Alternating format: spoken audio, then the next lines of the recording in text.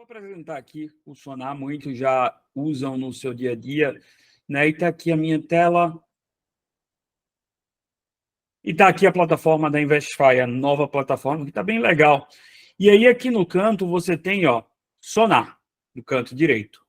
E aí é só clicar e você vai para a tela do Sonar. Aqui vai aparecer sem ativo algum. Você vai procurar o ativo que você quer. Eu vou começar aqui por opções de IBOV. IBOV 11. Está aqui. Opções que vencem. Lembrando, tá, gente? Opções de IBOV 11 é diferente de opções de BOVA 11. Opções de IBOV 11 vence toda quarta mais próxima do dia 15 de cada mês. Todo mês tem. Já opções de BOVA 11, de Small 11 e de todas as ações do Ibovespa vencem na sexta-feira, terceira sexta-feira de cada mês. Com exceção, óbvio, das opções semanais, que vencem toda sexta-feira. Mas as opções mensais é isso. IBOV não tem opções semanais. Tá? E é um instrumento utilizado predominantemente por investidores institucionais. Então, está aqui as posições de IBOV. Tá? E você pode ver barras à sua direita, barras azuis ou brancas, né? E um azul claro, ou um azul mais escuro, ou até branco. E à esquerda, barras brancas ou vermelhas, claras ou escuras. E eu costumo dizer que isso aqui é meio, sabe, lá no meu Pernambuco tinha aquelas balanças de macaxeira. Se vocês já viram aquelas balanças de macaxeira, macaxeira, mandioca, aipim, que tem aquelas balanças que tem dois pratos. E aí você bota os pesos de um lado, 500 gramas, 1 quilo, e bota a macaxeira do outro. E ela faz isso aqui, né? E aí, quando equilibra, você sabe o peso da macaxeira. E aí, eu acho que todo mundo já viu esse tipo de balança, porque, porra, tudo que é feira tem. Então, o que acontece? Você tem que enxergar, na maioria das vezes, o Sonar como se fosse uma balança de macaxeira. Para que lado aquela balança está pendendo? Para compra do lado direito ou para a venda do seu lado esquerdo? E aí, você vendo isso, você vai identificar tendências quantitativas. Tem e eu só explicando aqui, tem aqui o tick da opção, o vencimento daquela série, tá? Então, tem vários vencimentos aqui. Você diz o fechamento anterior e você vai ver aqui as datas, que ela começa no D-1. A gente está no D0. D-1 foi ontem. Não existe possibilidade nenhuma de ter isso em real time. Em tempo real, não tem. Por quê? Porque essas informações da quantidade de contratos em abertos são passadas pela B3 e ela só passa no dia posterior, depois da meia-noite. Então, fica o algoritmo lá puxando os dados e assim que ele capta que a B3 divulga, ele vai, faz o cálculo e joga a atualização do Sonar. Então, é impossível, porque simplesmente a B3 não divulga a quantidade de contratos em abertos de opções durante o pregão. Só depois, na apuração, no final do pregão, no dia subsequente. Então, aqui é do dia anterior. Dia 19. Aqui é da sexta. Aqui é da quinta. Aqui é da quarta, da terça, da segunda passada e da outra sexta. E aqui você vê uma evolução dessas posições ao longo dos últimos 7 dias. Por óbvio, aqui, no dia 14, foi vencimento das opções do mês passado de Ibovespa. Então, houve um diferencial maior. Você vê que houve mudanças mais drásticas. Por quê? Porque rolaram as posições de uma série de opções para a próxima série, que é justamente essa que vocês estão vendo, que vencem no dia 18/9. Aqui embaixo é interessante. Aqui você tem os níveis dos strikes, né? Os níveis de moneyness, de endinheiramento, né? Os strikes daquelas opções em questão. E aqui tem uma situaçãozinha que você tem aqui, ó, neutro, branco. Então, uma barra branca, essa barra branca aqui é neutra. Essa barra aqui azulzinha tem um pouquinho de concentração. Aqui tem um pouquinho mais de concentração. Aqui tem mais concentração. Aqui nessa azul escura tem muita concentração. Isso significa dizer que o poder financeiro e a concentração de gama está na mão de poucos players. E imagina aqui, tipo, tem um monte de gente. Eu, inclusive, sou sardinha, pô. Eu sou sardinha. Diante desses caras aí que passam 500 milhões, 1 bilhão de noite, eu não tenho condições de passar 1 bilhão de noite. Não. Então, nós aqui, a grande maioria, somos sardinhas. Quem é mais forte, 100 sardinhas ou um tubarão? Dentro do mar, quem é mais forte? 100 sardinhas unidas. Vai vencer o tubarão malvado? Não vai, porra. Vai ser engolido. Vai sobrar pedaço de tubarão, de sardinha para tudo que é lado. Então, o que acontece é a mesma coisa aqui. Se eu tenho alguns tubarões e eu tenho milhares de sardinhas, milhares de players pequenos, quem tem mais informação? É as sardinhas. Não, porque a sardinha assinou a Investify e aí é membro do clube da Investify e sabe para onde vai. Não é assim, cara. Os caras têm muita informação, os tubarões. E, pô, tem informação e tem poder de movimentar o mercado. Ou algumas ações. Tem informações privilegiadas de insider. Então, o que acontece é, quando você tem ali poucos tubarões, o dinheiro na mão de poucos, tá? E diluído na mão de muitos, para que lado vai pesar? Para a mão de quem tem concentração financeira. Então, isso aqui significa dizer, essa concentração mais azul, que o poder financeiro está na mão dos caras que estão desse lado. Já aqui o branco, dá para dizer que está dividido entre duas partes. Então, pô, tipo, a quantidade de titulares é praticamente a mesma quantidade de lançadores e o poder financeiro e a concentração de gama está diluído. Ponto. Então, quanto mais escura a posição, mais assertiva ela tende a ser. Isso não quer dizer que ele vai acertar. Pode ser um tubarão todes, um tubarão desinformado, um tubarão que não tem a visão. Mas, enfim, teoricamente, a concentração está na mão deles. Nesse aspecto, eu tenho que pontuar uma coisa relacionada às opções de BOV11. É muito difícil você ver concentrações como a gente está vendo aqui, tá? Concentrações com essa barra azul. É muito difícil, nas opções de BOV, isso acontecer. Porque as opções de BOV, geralmente, são negociadas através de diretos. E aí vai ter um titular e um lançador. Em quem está a concentração financeira? Não sei. Não tem como saber. Então, é muito difícil você ter essas barras azuis no IBOV11. Quando você tem essas barras azuis no IBOV11, significa dizer que, porra, o negócio ainda é mais forte. Porque, na maioria das vezes, você não vai ver absolutamente nada de coloração aqui. Ou muito pouca coisa, ou muito pouca concentração. Então, aqui dá para se dizer, já de cara, que a tendência quantitativa do Ibovespa segue de alta. Ponto. A balança de macaxeira está pesando para o lado da compra. E é isso. Então, essa é a indicação. E esses strikes aqui são objetivos. São strikes que eles estão comprados. E vamos dizer que você é um tubarão, você tem muito poder financeiro, você tem concentração financeira. Aí tu comprou a opção aqui de 133 mil pontos. Tu vai querer que vá 133, está 130. Está 130. Tu vai querer que vá 133?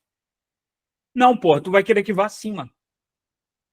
Quanto mais acima desse patamar, mais tu ganha. Porque você sabe, opções, você comprou uma call de Petrobras com 38 de strike. Tu vai querer que ela vá a 38? Não, porra, tu vai querer que ela vá para 45. E se ela for para 50, melhor ainda. E por quanto mais eu puder puxar, eu vou puxar. Então, veja, primeiro ponto. Isso aqui não significa dizer que é uma barreira. Isso aqui não vai ser uma resistência, não. Isso aqui, com concentração financeira, nunca vai ser uma resistência. Vai ser uma catapulta. E eu vou além. Imagina que um cara comprou isso aqui, 133 mil pontos, colocou o notional, e deve ser mais ou menos isso, 3 a 4 bilhões aí envolvidos dentro desse strike. Comprou 5 bilhões de notional disso aí. 5 bilhões. Aí veio 10 arbitradores e deu liquidez para o cara comprar essas calls. O cara está vendido em calls. O que o cara tem que fazer para hedgear? Isso aí é Ibovespa, Ibov 11. Então ele tem que fazer o quê? Ele tem que comprar todas as ações do basket e do Ibovespa ao mesmo tempo, na proporção do Ibov 11, ou comprar índice para poder fazer o delta hedge. E vamos dizer que foi 5 bilhões e o delta era 50. O delta das opções era 0,50. Ele vai pegar 5 bilhões, o arbitrador dá liquidez nessas opções, e ele vai ter que comprar quanto de índice? 2 bilhões e meio. Ou de ações da Bolsa. Se esse índice for subindo, se o Ibovespa for subindo, e o delta agora não é mais 0,5, é 0,7. O que é que ele vai ter que fazer? Comprar mais. Comprar mais. Ele vai comprar mais quanto? Faz o cálculo aí. 0,7 tá 500. Era quantos bi? 5 bi. Ele vai ter que comprar mais 20% desses 5 bi. Então vai comprar mais 1 bi. Não é isso? Isso. Vai comprar mais 1 bi. E é o que acontece, ele vai agredindo e o mercado vai subindo. Então, é esse efeito, que eu estou dando um exemplo isolado aqui, mas que ele acontece tanto em calls quanto em puts, em vários strikes, e ele pode causar um efeito chamado gamma squeeze. Isso em casos extremos, tá? Talvez aqui não seja o caso, mas em casos menos extremos, como sim é o caso, ele acaba causando uma corrida por mais demanda de índice, demanda das ações do Ibovespa, consequentemente, isso aqui vai virar o quê? Uma catapulta. Vai jogar para cima. Galera, só fazer um adendo, essa questão do hedge é extremamente importante, porque a gente tem essa região que forma a catapulta mesmo, o mercado vai fazendo o hedge, o delta hedge, são posições muito grandes que o cara pode fazer via um basket de opções, via basket das ações, pelo índice futuro. O pessoal sempre pede, BOVA 11, small faz preço. Não, é isso aqui que faz preço. Esse é o notional mais importante. E assim, às vezes a gente vê algum fato externo ao mercado, uma notícia, alguma coisa, que daí a gente vê aquelas pauladas do índice para baixo ou para cima, em determinadas situações, às vezes, o mercado está subindo ou está descendo e ele inverte, tem muito desse componente porque vira uma corrida para sair redeando conforme a exposição. Digamos que o cara estava exposto lá num delta de 50, foi para 7, que nem o Hegler falou, ele tem que comprar mais 20 ou vender mais 20. Então, isso gera um movimento muito grande no mercado. Vocês já viram em algum momento, tipo, chegar um ativo em uma resistência técnica gráfica que você abre o olho assim e diz, isso não vai passar daí. Nem que a vaca tussa isso vai passar. Porque isso aqui já tocou 5 vezes, isso aqui é uma região muito forte, tá aqui, chegou sem volume, pelele, isso não vai passar. Eu vou vender. Quando você vê no outro dia, tchum, passa reto. Não respeita absolutamente nada da análise técnica. Destrói aquela resistência. Na grande maioria das vezes, quando acontece isso, é por um fator relacionado a opções. O negócio vai subindo, subindo, subindo, aí você vai dizer, isso não vai passar daqui. Só que o arbitrador ele tem uma necessidade de comprar. Se ele não comprar, ele se lasca.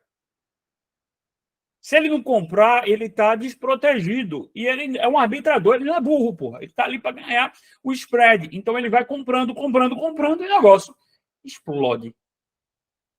É justamente isso aqui que a gente tenta, uma das coisas que a gente tenta identificar quando a gente olha o sonar. Tá, aí eu queria passar para vocês as opções de dólar. Opções de dólar não tem como ter concentração financeira, tá? Não tem como ter. Porque é de um player para o outro.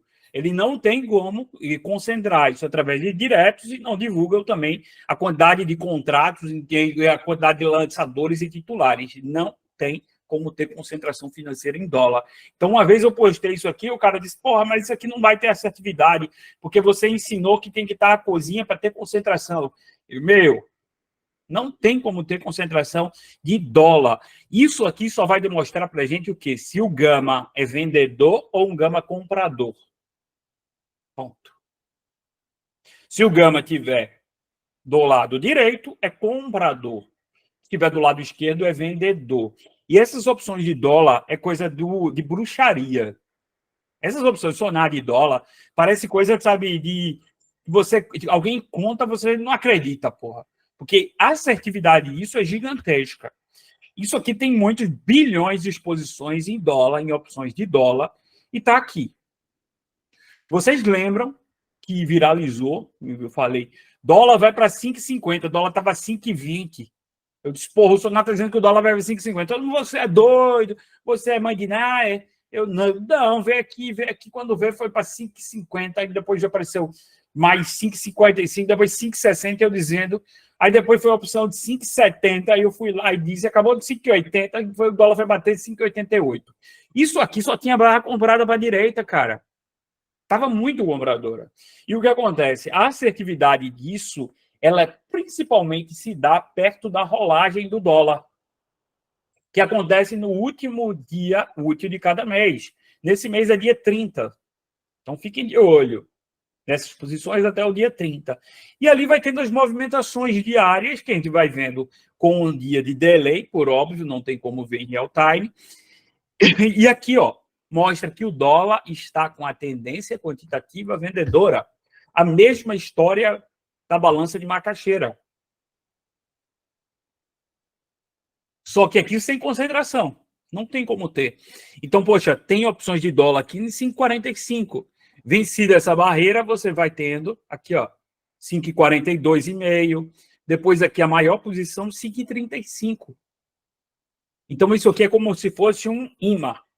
Só que, ao invés do imã que ele traz para mim, veja, se eu sou um imã, aí tá lá, tem um objeto aqui, eu sou um imã, tem um objeto de metal, cefone. Aí, pô, pum, vai vir para cá, né? Vai colar. Nesse caso aí, ele cola e transpassa e segue direto. Então, são posições que elas chegam e tendem a continuar esse movimento, principalmente se tiverem posições grandes depois também. Então, esse 5,45 perdido vai para os 5,25 e aqui 5,35 dá para dizer que é um alvo quantitativo, que deve passar um pouco até, se essas posições se mantiverem. Até porque ele precisa, se passar essa região, o player lá, que é o market maker do dólar, que são posições gigantes, ele precisa continuar arrediando a posição e isso acaba fazendo muito preço no fluxo. Por exemplo, chegou nessa posição aqui, 5,35. Qual o delta disso? Aproximadamente. Tá? Porque você tem que descontar os juros. Aí não tem como dizer exatamente. Mas qual o delta disso aproximadamente? Fernando, me responde. Está no dinheiro, ATM. Qual o delta disso? ATM? 0,5. 0,5. Parabéns. É isso. Delta 0,5. Se passa disso aqui, o delta vai acontecer o quê? Na verdade, é menos 0,5, tá? Errou. Menos 0,5 porque é negativo, é put. Mas, enfim, você tá ligado. Mas menos 0,5, o delta vai para menos 0,6. O que o arbitrador vai ter que fazer? Vender mais dólar. Porque ele está vendido em puts. Ele está apostando contra. Então, se o mercado cai, ele se lasca. Então, o que acontece? Ele tem que vender mais dólar e causa um efeito cascata. Então, é isso que é importante realmente entender, e tudo isso aqui é baseado no mercado de opções.